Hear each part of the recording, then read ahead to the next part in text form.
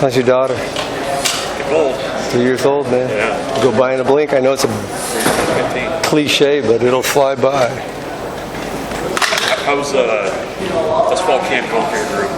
So far, so good. Working hard. Just as scheduled. So I feel pretty good about where they are right now. You're, I guess, 2 weeks into this thing. I mean, what are you, especially from some others in Harvard, what are you kind of looking for from those guys in their development and kind of getting ready to actually have to go in? Great question. Just like Frosty's looking for, can they make the appropriate calls and make the right decisions and process the information as fast as possible as they're moving? That's probably it in a nutshell.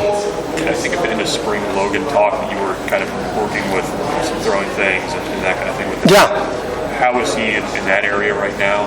And I guess, have you seen the progress and the mechanics and that kind of stuff? Well, yeah, the entire group did a lot of work since January, and I think I'd mentioned this before. Logan had lost all of that time last year, so we really never had a chance to get anything tuned up.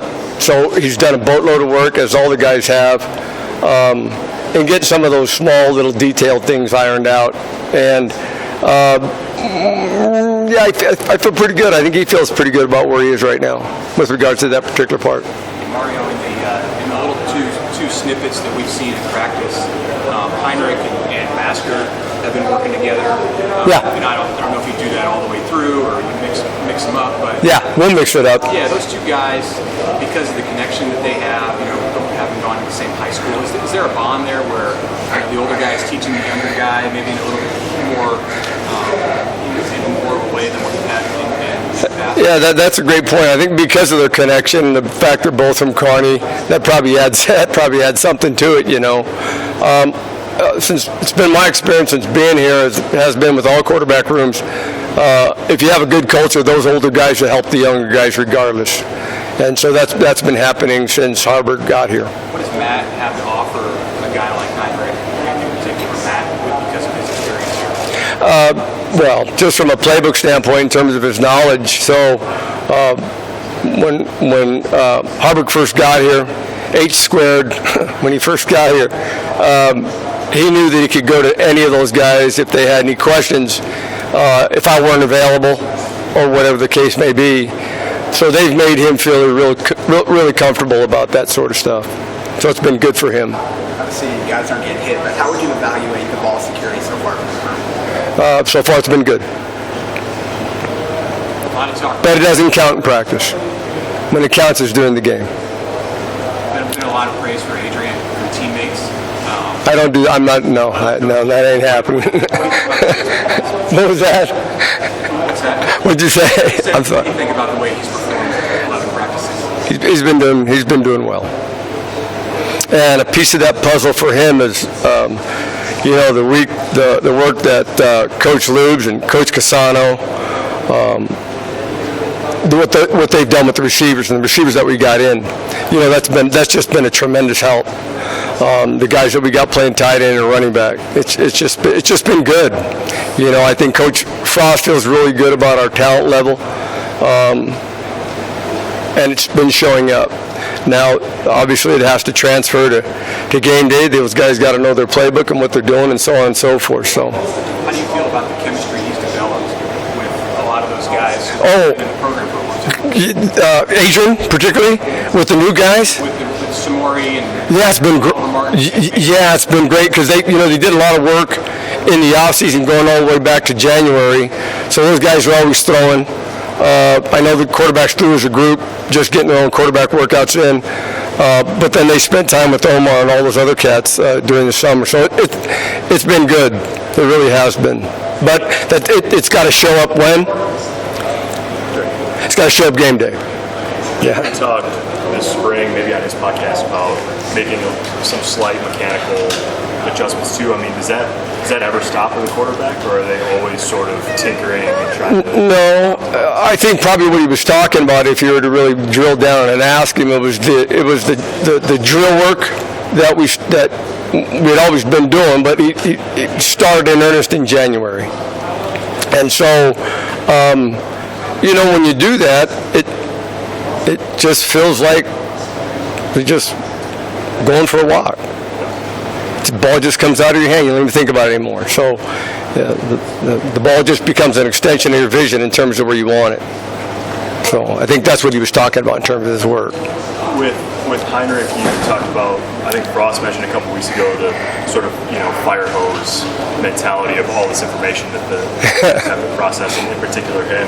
How have you seen him try to, get ahead of that curve, and where is he in that? Yeah, that's a great question. And typically that'll show up when a guy is playing slower than he probably should in terms of athleticism,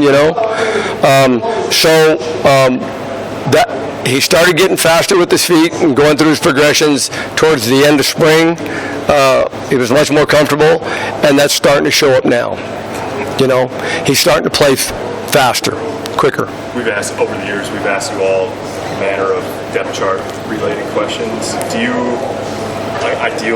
have a clear number two? Is it possible that in X situation it might be this guy, but maybe in a different situation somebody else? The competition for that position is still, as Frosty has mentioned, is still going on.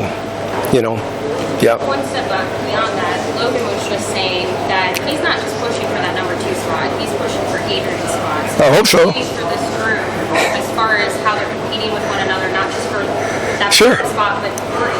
And it's a good group of guys, and they know how we are about that. We want them to compete, and they don't have to necessarily be goombas with one another, but they got to support each other. We're just fortunate that the group, they care for each other, they like each other, aside from supporting them. And so, that's how I want them, and how Coach Frost wants them to be, to compete. Yeah. How has what you do changed maybe in the last, 20 years? I mean, you've been, since you were at Rutgers to now, how is coaching quarterbacks maybe a little different than it used to be? Well, I don't know that the equation that governs at least the throwing part of it is going to change. The ultimate, if you're talking about a behavioral objective that governs that, it's you want the quarterback to be able to generate maximal, optimal, final, linear velocity accurately, point blank, period. I mean, that's it. And so from that standpoint, the drills that you use to get that generated aren't going to change, really. But with the framework of each guy's a little bit different. And I guess that's the art of coaching the position. The way Heinrich is going to process information about XYZ isn't certainly the way that maybe Adrian or Logan or whatever is going to process it. You have to find out how that happens and how best can I as a coach facilitate to ensure that learning curve in whatever domain we're talking about is as steep as possible. And is it frustrating to know that there are times that you might only have a year or two with a guy because he's going to leave? Is that frustrating? Because it happens. It happened with Tristan. It happened in your previous stop to him. So. Well, I wasn't around Tristan very long, but I know exactly what you're talking about, Sam. I don't know if it's frustrating, but you get a guy tuned up. Yeah. You get a guy tuned up and he's ready to play at a high level, and then now would he have been able to do that at any other place? I don't know that, but that has because what we do in terms of the training of the position is pretty unique. So, but I understand exactly what you're saying. Have you had to? I guess more than anything, it's a little bit disappointing. No, I'm gonna when they're here, man, I have an obligation because of Coach Frost in Nebraska football to coach the hell out of those guys the best I possibly can. Coach, over the spring, there was always some talk about looking at maybe a transfer quarterback. What did you see from the spring and the offseason that said, you know what, let's ride up the guys that we have? I think Frosty felt comfortable with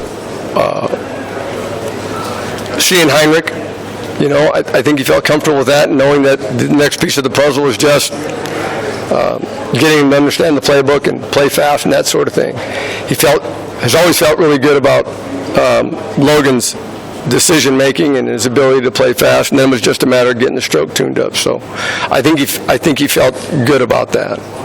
Is there something, like we've watched very little of practice, and Logan didn't get a ton of opportunities in the spring game.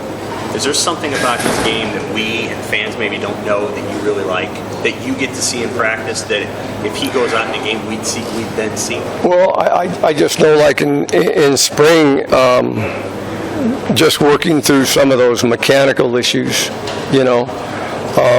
I think Frosty made a tremendous point when you guys had talked to him. You know, when you're thinking about those things, generally that makes it something can sometimes make it worse, right? But it just takes reps and reps and reps and drill work and isolation drills to ensure that the ball just comes out of your hand like it's nothing. And he's pretty much at that point right now. You know, he's a slider guy. You know, it's like taking the comparison between John Elway and Joe Montana. Let's say John was a pretty big cat. He was always going to generate a little bit more thrust on the ball than Joe, just because he was a bigger dude. You know, the mass piece of it. But Frosty feels good about where Logan is right now, and I do too. In this analogy, Heinrich's John. Pardon me? Heinrich's John Elway. Heinrich's a big dog now. Yeah. He got some long levers and he's athletic. Gotcha. And he's hilarious.